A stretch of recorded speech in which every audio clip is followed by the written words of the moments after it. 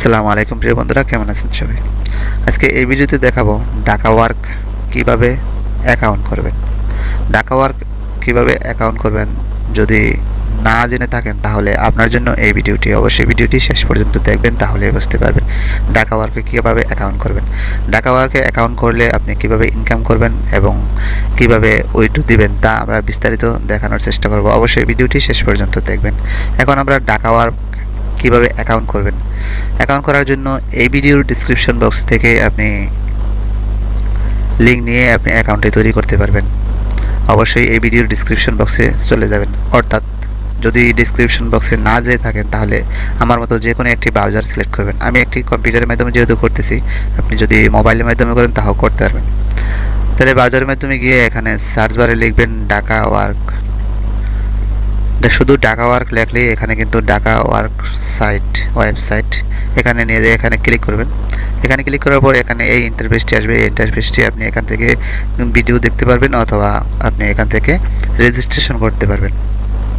যদি ঢাকা ওয়ার্ক সাইটে যান, ওয়েবসাইটে যান, তাহলে প্রথম লিঙ্কটাতে ক্লিক করতে পারবেন, অর্থাৎ ঢাকা ওয়ার্ক হোম ফেসবুকে যেতে পারেন অথবা হোমে এখান থেকে যেতে পারবেন। যেরকম আমি ঢাকা ওয়ার্কে হোমে ক্লিক করলাম। হোমে ক্লিক করার পর এখানে কিন্তু একটু লোড নেবে, কারণ এটা ফেসবুক হোম, এটা কিন্তু ঢাকা ওয়ার্ক নয়, অর্থাৎ আমাদের এটা প্রয়োজন নেই। আমাদের ঢাকা ওয়ার্ক শুধু এখানেই প্রয়োজন। এখানে এটা হচ্ছে মূল ইন্টারফেস, যা ঢাকা ওয়ার্কের ইন্টারফেসটা, ওয়েবসাইট ইন্টারফেস। এখন আপনি যদি চান এগুলো ঘুরে দেখবেন তাহলে দেখতে পারবেন, আর যদি না চান যে ঘুরে দেখবো না তাহলে আপনি সরাসরি রেজিস্ট্রেশনে ক্লিক করবেন যদি আপনি নতুন হয়ে থাকেন। এখানে হোম, লগ ইন এবং রেজিস্ট্রেশন তিনটি অপশন কিন্তু এখানে রয়েছে। যদি আপনি রেজিস্ট্রেশন আগে করে থাকেন তাহলে লগ ইনে ক্লিক করবেন, আর যদি রেজিস্ট্রেশন না করে থাকেন তাহলে অবশ্যই আমার মতো রেজিস্ট্রেশনে ক্লিক করবেন।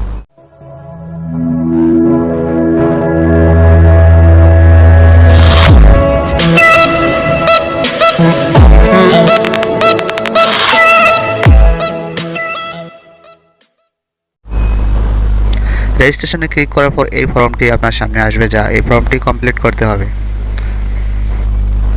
রেজিস্ট্রেশন করতে এই ফর্মটি পূরণ করতে হবে। ফর্মটি পূরণ করার জন্য প্রথমে যে কাজটি করতে হবে, এখানে আপনার ইন্টার ফুল নেমটা লিখতে হবে, আপনার ফুল নামটা লিখতে হবে।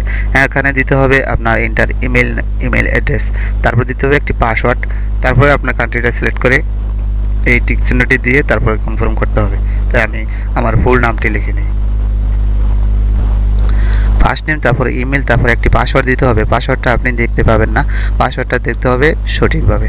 তারপরে এখানে ক্লিক করে আপনার কান্ট্রিটা সিলেক্ট করে নেবেন। আমি যেহেতু বাংলাদেশি, অবশ্যই বাংলাদেশটা সিলেক্ট করব।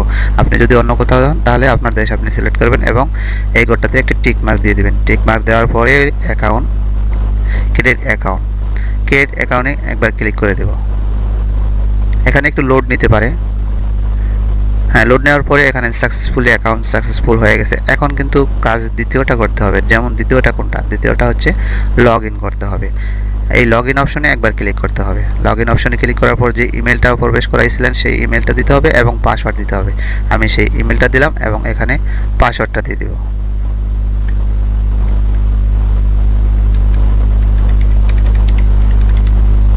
পাসওয়ার্ডটা দেওয়ার পরে লগ ইনে ক্লিক করে দেব। লগ ইনে ক্লিক করার পর আমার এখানে কিন্তু ঢাকা ওয়ার্ক পেজটা চলে আসছে। এখানে সেভ অপশনটি চলে আসছে, আমি সেভ করে দিলাম যাতে পরবর্তীতে আমার সেভ করতে না হয়। এই হলো অ্যাকাউন্ট করার সিস্টেম, যা সহজভাবে আপনি অ্যাকাউন্ট করতে পারবেন, এখন এখান থেকে কাজ করতে পারবেন।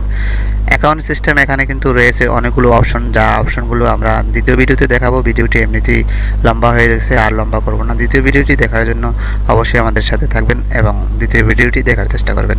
এখন আমরা কিভাবে অ্যাকাউন্ট করলাম এবং কিভাবে লগ ইন করলাম তা দেখে দিলাম। দ্বিতীয় ভিডিওতে দেখাবো কিভাবে কাজ করবেন, কিভাবে ভেরিফাই করবেন, কিভাবে জব পোস্ট করবেন।